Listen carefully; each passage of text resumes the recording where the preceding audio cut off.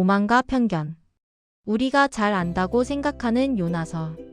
그런데 요나서를 우리가 자세히 들여다보게 되면 우리가 알던 사실과는 또 다른 깊은 하나님의 뜻과 가르침이 있음을 발견하게 됩니다.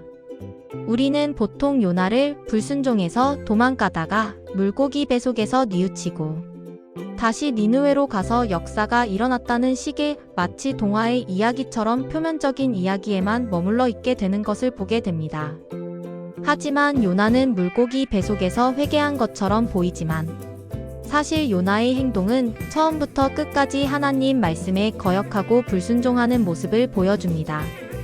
요나는 단 한 번도 하나님의 말씀에 온전히 순종하지를 않고 끝까지 하나님께 바락바락 대드는 모습을 보여줍니다.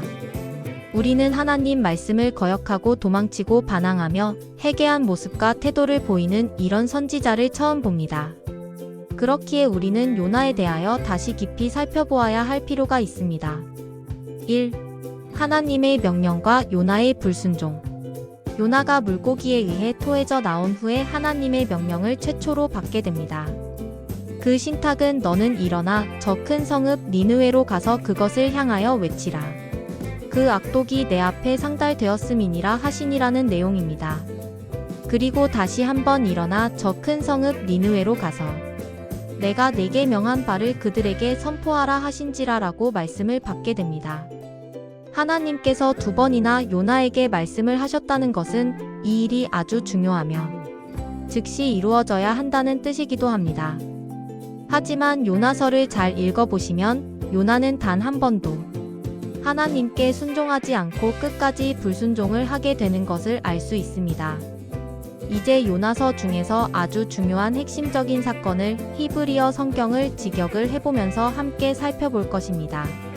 그리고 요나는 그 도시에 들어가기 시작했다. 요나가 성으로 들어간다는 것은 견고한 성벽으로 둘러싸인 군사 요새를 떠올리게 만듭니다. 이 모습은 성벽이 무너지는 것, 즉 군사적 정복에 의해 물리적으로 멸망할 것이라는 의미로 보이게 되는 것입니다. 니느웨는 악의 대명사이며 원수이기도 합니다. 니느웨는 악한 세상을 상징합니다. 그런데 본문의 정확한 번역은 성이 아닌 도시로 히브리어로 이르라고 하며 도시 마을의 의미가 있습니다. 이르의 어근은 우르이며 그 의미가 눈을 뜨다, 잠깨다입니다. 이는 단순히 성이라기보다 잠자고 있는 깨닫지 못하는 사악한 세상을 말하고 있는 불특정 다수의 사람을 의미한다고 볼 수 있습니다. 2. 의미심장한 선포의 하나날을 걸으며 그가 외쳤다. 이 부분에서 아주 독특한 표현이 나타나는 것을 발견할 수 있었습니다. 하루라고 번역된 이 단어는 정확하게 해석하면 하나날이라는 다소 어색한 표현이 발견이 됩니다. 이러한 표현은 창세기 1장 5절 저녁이 되고 아침이 되니 이는 첫째 날이니라에서도 욤 에하드라는 표현을 하고 있습니다. 정확하게 읽게 되면 하나날입니다. 창세기도 첫째 날만 욤 에하드라는 기술을 쓰고 둘째 날부터 서술을 쓴다는 것입니다. 창조의 첫날과 니느웨의 첫날은 무언가 특별한 의미가 있는 것임을 발견할 수 있었습니다. 이 하나날은 하나님의 구원이 시작되는 날, 어떤 특별한 일이 시작되는 날이라고 생각이 들었습니다. 어찌 되었든 요나가 하나님의 뜻을 전했기 때문인 것입니다. 이것은 니느웨 입장에서는 구원, 즉 새 창조의 날이기 때문에 아주 특별한 첫날이 되는 것입니다. 3. 요나의 의도적 왜곡. 그리고 그는 말했다. 40날이 지나면 니느웨는 뒤집어질 것이다. 이렇게 보면 드디어 요나가 정신을 차리고 하나님의 말씀을 열심히 전하는구나 하고 마치 하나님에 순종하는 것처럼 보입니다. 그러나 요나는 중요한 하나님의 뜻을 삭제하고 있습니다. 요나는 회개하고 돌이키라는 말은 전혀 하고 있지 않습니다.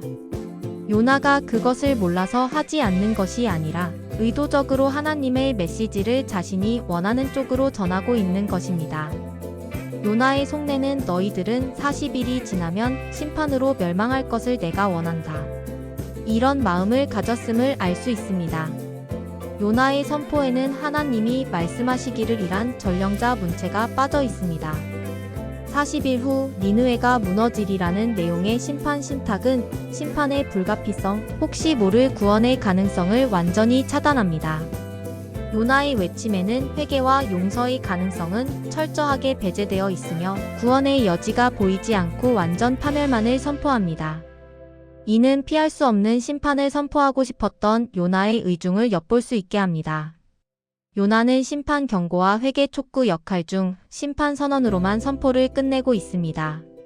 이것은 요나의 생각이 여전히 하나님과 대치되고 있음을 볼 수 있습니다. 4. 뒤집어지다의 이중적 의미와 대조. 무너지리라로 사용된 단어는 히브리어로 하파크라고 하며 뒤집어지다라는 의미가 있습니다.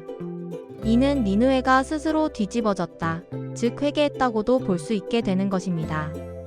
우리는 하나님 앞에 회개했다를 뒤집어졌다라는 표현도 사용합니다. 이 단어는 사람의 회심과 변화에도 사용하는 단어이기도 합니다. 이 의미심장한 단어는 심판뿐만이 아니라 구원까지도 함축된 단어입니다. 니느웨는 하나님 말씀대로 뒤집어지게 됩니다.